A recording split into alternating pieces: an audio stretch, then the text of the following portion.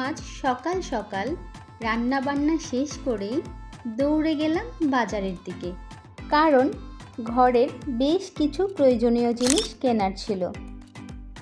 আর please আপুরা, ভিডিওটিতে একটি লাইক দিয়ে তারপর ভিডিওটি দেখা শুরু করুন।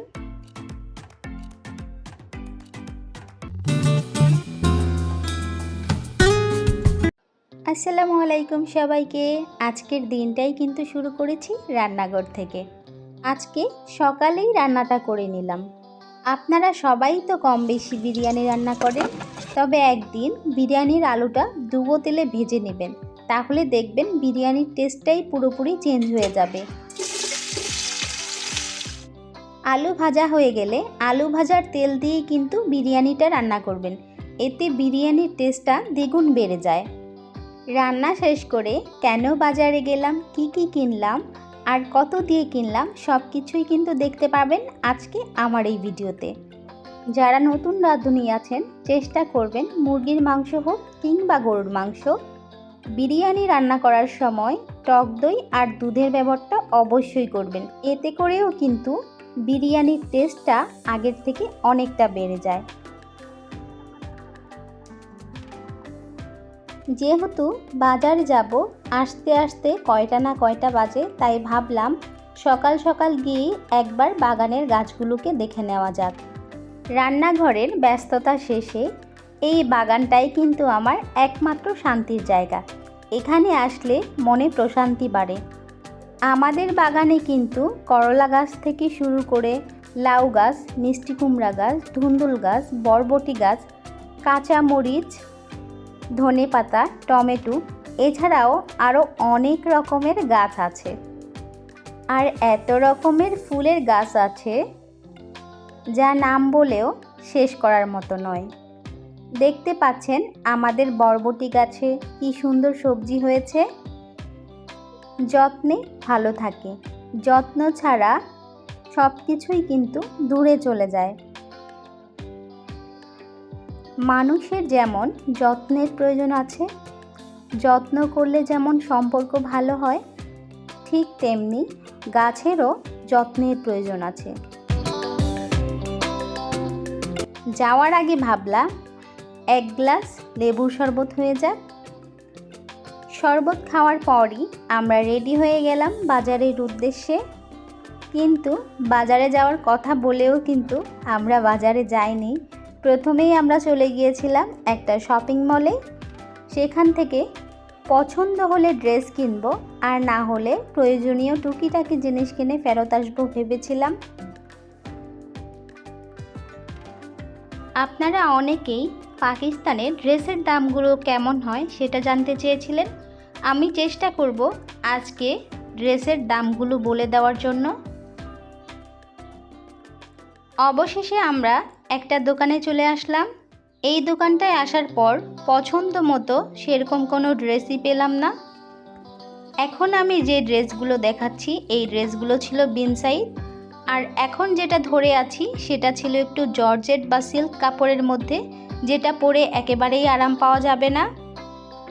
আর ড্রেসগুলোর ডিজাইনও প্রায় একই রকম ছিল, শুধুমাত্র কালারগুলো ভিন্ন ছিল। এরই মধ্যে আপু একটা ড্রেস দেখিয়ে বলল, দেখতো এই ড্রেসগুলো দেখতে কেমন। ড্রেসগুলো দেখতে ভালোই ছিল, তবে ড্রেসের ঘের তত একটা ছিল না। এই ড্রেসগুলোর দাম চাচ্ছিল পার পিস 7,000 টাকা করে। আর দোকানদারের বিহেভিয়ার খারাপ থাকার কারণে আমরা ড্রেস না নিয়েই সরাসরি বাজারে চলে আসলাম। এই বাজারটা এমন একটা বাজার, বাংলাদেশের মিরপুরের হোপ মার্কেটের মতো শুধু যে সবজি পাওয়া যায় তা কিন্তু না। আমরা এখানে ঘর পরিষ্কার করার প্রয়োজনীয় কিছু টাওয়েল নিয়ে নিচ্ছিলাম। এগুলো দিয়ে ঘরের ফার্নিচার পরিষ্কার করলে কোনো স্ক্র্যাচ পড়ে না, প্লাস কাপড়গুলোও অনেক বেশি সফট। কেনাকাটা শেষ করে ফেলেছি অলরেডি। বাসায় এসে এখন আপনাদেরকে দেখাবো আমরা আসলে কি কিনলাম। এখানে হচ্ছে ছোট সিঙ্গেল রুমালগুলো পরিষ্কার করার জন্য, যেগুলা 4টা 100 টাকা করে নিচ্ছিল। যেহেতু ঘর পরিষ্কারের কাজে সবসময় কাপড়গুলো ব্যবহার করা হয়, তাই একসাথে 10টা একেবারে নিয়ে নিয়েছিলাম। কাপড়গুলো অনেক বেশি সফট ছিল। বাংলাদেশে হলে তো এটা পার পিস 50 টাকা করে চাইতো। পাকিস্তানে কিছু কিছু জিনিস বাংলাদেশ থেকে তুলনামূলক দামটা একটু কম, তবে এই টাওয়েলগুলোর দাম কিন্তু ছিল বাংলাদেশের তুলনায় অনেক বেশি। প্রতিটা টাওয়েল 2000 টাকা পিস হিসেবে পড়েছিল। এই টাওয়েলটা দেখতে যেমন সুন্দর, এটার সাইজও কিন্তু ছিল অনেক বড়, যেমন লম্বা তেমন ঘের। আর এখন যে টাওয়েলগুলো দেখাবো এগুলো কিন্তু প্রত্যেকটা মিডিয়াম সাইজ এবং প্রত্যেকটার প্রাইস পড়েছিল 1500 টাকা করে। এছাড়াও কিচেনের জন্য অনেকগুলো টিস্যু একসাথে নিয়ে এসেছিলাম।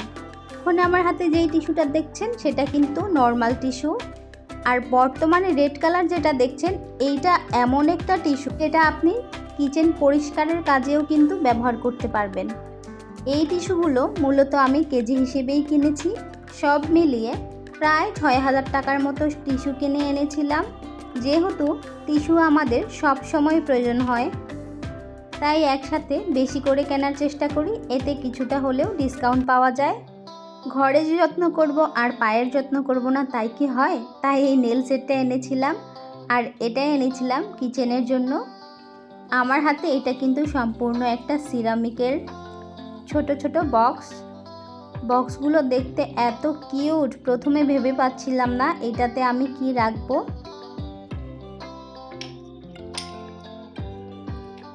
পরে ভাবলাম একটাতে লবণ, একটাতে বিট লবণ, আরেকটাতে গোলমরিচের গুঁড়া রাখলে কিন্তু ব্যাপারটা মোটেও খারাপ হয় না। সব সময় ডাইনিং টেবিলে সাজিয়ে রাখার জন্য এটা কিন্তু বেস্ট একটা অর্গানাইজার। আমার কিন্তু খুবই ভালো লেগেছে। ও আরেকটা কথা, আমার আজকের এই ভিডিওর আপনাদের যদি একটুখানি জায়গাও ভালো লেগে থাকে তাহলে অবশ্যই আমার চ্যানেলটিকে সাবস্ক্রাইব করে দিবেন। এটার দাম নিয়েছিল 1200 টাকার মতো। কড়াইতে এত গরম তাই ভাবলাম দুইটা হাত পাখা নিয়ে নেওয়া যাক। দেখতে যেমন সুন্দর ছিল, বাতাসও মোটামুটি ভালোই ছিল এই দুইটাতে। এগুলোর দাম নিয়েছিল 250 টাকা পার পিস, দুইটা 500 টাকা নিয়েছিল। আজকের কেনাকাটায় কোন জিনিসটি সবচেয়ে বেশি ভালো লেগেছে আপনাদের কমেন্ট করে জানাবেন। দেখা হবে নতুন আরও একটি ভিডিওতে। আল্লাহ হাফেজ।